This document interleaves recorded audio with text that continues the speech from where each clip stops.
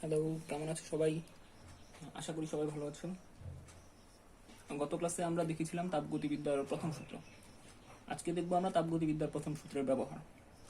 তাপগতিবিদ্যার প্রথম সূত্র ব্যবহার করে বিভিন্ন তাপগতীয় প্রক্রিয়া আলোচনা করার চেষ্টা করব। তাপগতিবিদ্যার প্রথম সূত্র থেকে আমরা জানতাম কোনো একটা সিস্টেমে যদি তাপ দেওয়া হয় তাহলে সেই তাপের কিছু অংশ আভ্যন্তরীণ শক্তি বৃদ্ধিতে কাজ করবে এবং বাকি অংশ কাজে রূপান্তরিত হবে। তো মূলত এই ফর্মুলাটা ব্যবহার করেই আমরা তাপগতীয় বিভিন্ন প্রক্রিয়া ব্যাখ্যা করব। চলো শুরু করা যাক। প্রথমে আমরা দেখব সমষ্ণ প্রক্রিয়া।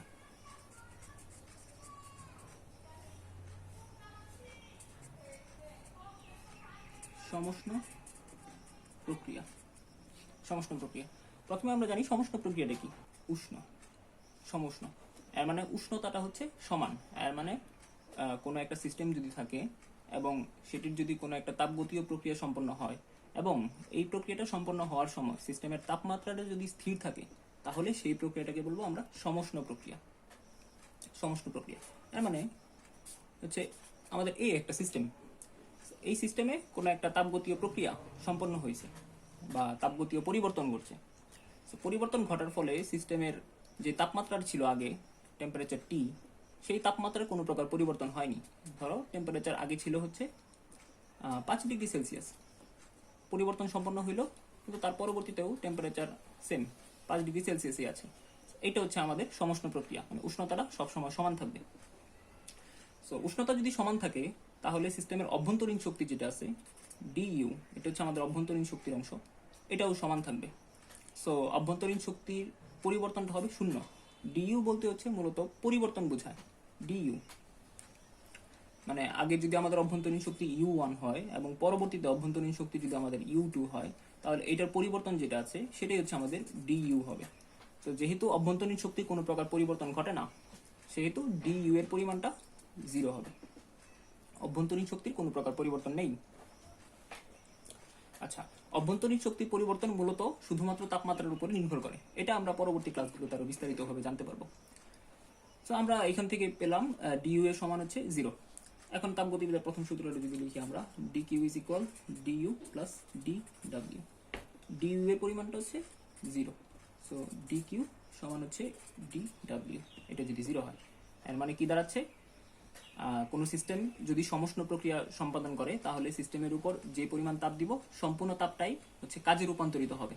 যদি এই সিস্টেমে আমরা 50 জুল শক্তি দেই তাহলে এই সিস্টেম 50 জুল পরিমাণই কাজ আমাদের দিবে, কোনো প্রকার লস নাই এই জায়গায়। পরবর্তীতে আসি আমরা রুদ্ধতাপীয় প্রক্রিয়ায়। রুদ্ধতাপীয় প্রক্রিয়া রুদ্ধতাপীয় প্রক্রিয়া নাম থেকেই অনেকটা বোঝা যাচ্ছে যে তাপমাত্রাটা রুদ্ধ অবস্থায় থাকবে। তাপের কোনো পরিবর্তন নেই। তাপের কোনো পরিবর্তন নেই। তাপের কোনো পরিবর্তন নেই। তাপ বলতে মূলত হচ্ছে তাপ শক্তিকে বোঝাচ্ছে। সো রুদ্ধতাপীয় প্রক্রিয়ায় যে আমাদের একটা সিস্টেম যদি থাকে, সো এই সিস্টেমের মধ্যে যে পরিমাণ তাপ শক্তি ছিল বা তাপ ছিল, তাপ আর তাপমাত্রা কিন্তু এক জিনিস না। তাপ হচ্ছে মূলত তাপ শক্তিকে বোঝাচ্ছে বা শক্তি, আর তাপমাত্রা হচ্ছে জাস্ট প্রকাশ করবে যে তাপের প্রবাহটা কোন দিকে হবে। দুইটা বস্তুর মধ্যে যেটা তাপমাত্রা বেশি হবে সেটা থেকে কম তাপমাত্রার বস্তুর দিকে তাপ ধাবিত হবে। জাস্ট তাপমাত্রা এটাই প্রকাশ করবে। যেহেতু এই প্রক্রিয়ায় কোনো প্রকার তাপের আদান প্রদান ঘটে না সেহেতু ডি কিউ এর মানটা হবে 0। এর মানে কিউ এর কোনো পরিবর্তন নেই। বাইরে থেকে কোনো প্রকার তাপ আমি দেইও নাই, আর সিস্টেম থেকে কোনো প্রকার তাপ আমি নেও নাই। দেওয়া অথবা নেওয়ার কোনো সুযোগ নেই। রুদ্ধতাপীয় প্রক্রিয়াই হচ্ছে এটা। তো ডিকিউ এর মান যদি 0 হয় তাহলে ডিকিউ সমান ডিইউ প্লাস ডিডব্লিউ। এটা হচ্ছে আমাদের তাপগতিবিদ্যার প্রথম সূত্র।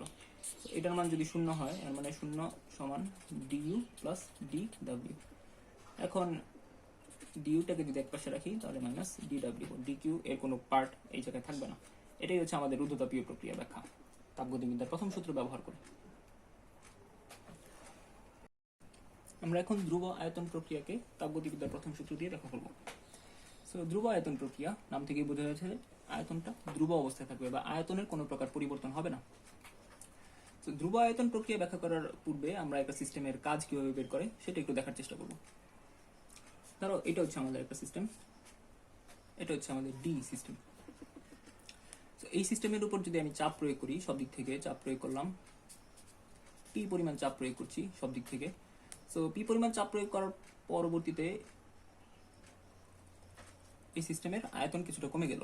এই সিস্টেমের আয়তন আগে ছিল ধরো V1, পরবর্তীতে হয়ে গেল V2। এটা হচ্ছে V1 আদি আয়তন এবং V2 হচ্ছে পরবর্তীতে বা হচ্ছে সংকুচিত আয়তন।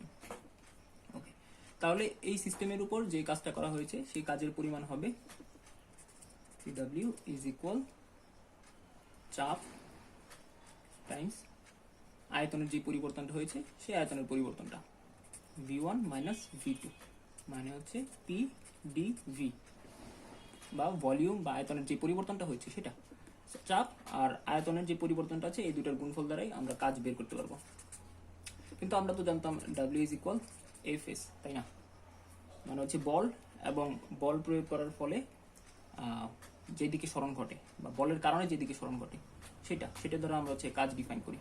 এটা যদি আরো প্রিসাইসলি লিখতে চাই তাহলে Fs cos থিটা আসবে, বলের দিকে সরণ, সেটা হচ্ছে আমাদের কাজ।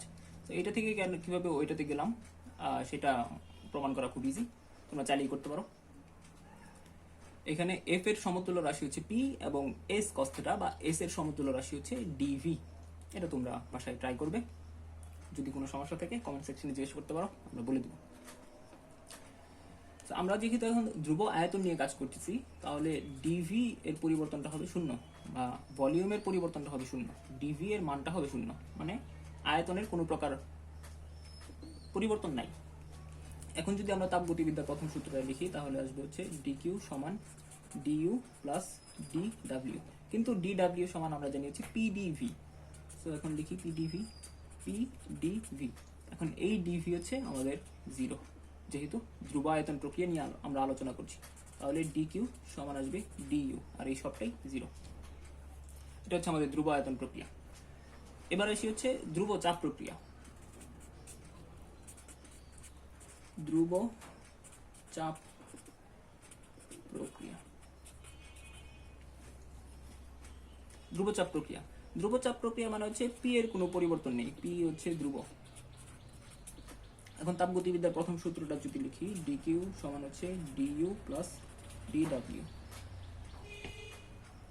তাহলে এখান থেকে আমরা লিখতে পারি ডিইউ প্লাস পি ডিভি।